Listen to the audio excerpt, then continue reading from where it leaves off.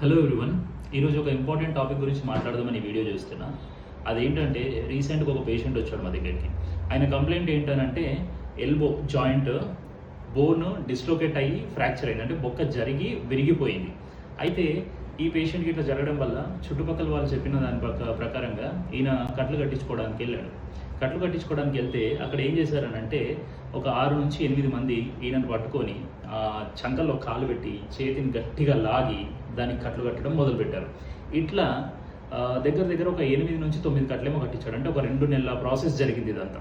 2 months వరకు ఈయన time waste చేసుకున్నాడు. కట్లు మారుస్తున్నాడు, కడుతున్నారు కొత్త కట్లు.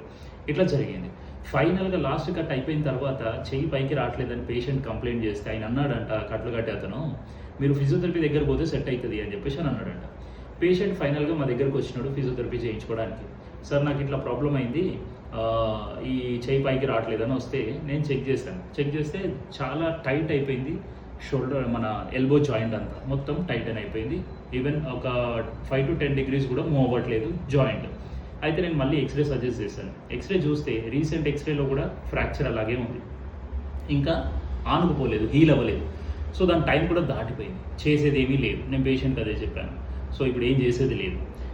ఈ వీడియో ద్వారా నా వ్యూవర్స్కి ఏం చెప్తున్నాను అని అంటే, ఇలా బోన్ జరిగిన ఈ కంప్లైంట్స్కి కనుక పర్టికులర్ డాక్టర్ ఎవరైతే ఉంటారో ఆ డాక్టర్ని కన్సల్ట్ అయ్యి ప్రాపర్గా ట్రీట్మెంట్ చేయించుకుంటే మీ హ్యాండ్ కానీ మీ లెగ్ కానీ ఏదైనా ఫ్రాక్చర్ అయిన సైట్ కానీ జరిగిన బోన్ కానీ ప్రాపర్గా హీల్ అవుతుంది. మళ్ళీ దాని తర్వాత యాక్టివిటీస్ మీరు నార్మల్గా చేసుకోవడానికి ఉంటుంది. ఇప్పుడు ఈ పర్టికులర్ పేషెంట్లో అది అన్ఈవెన్ షేప్ ఉండడము, బోన్ హీల్ అవ్వకపోవడం, ఫ్రాక్చర్ హీల్ అవ్వకపోవడం జరగడం వల్ల ఆయన కంప్లీట్గా ఆయన లైఫ్ మొత్తం కొలాప్స్ అయిపోయింది. ఆయన చేతి మళ్ళీ రాదు, సర్జరీ చేసినా యూజ్ ఉండదు, హీల్ అవ్వదు. సో అది ప్రాసెస్ నేను చెప్పేది. సో జనరల్గా ఇలాంటివి ఏమైనా ఉంటే కనుక కొంచెం అవేర్గా ఉండండి. Thank you.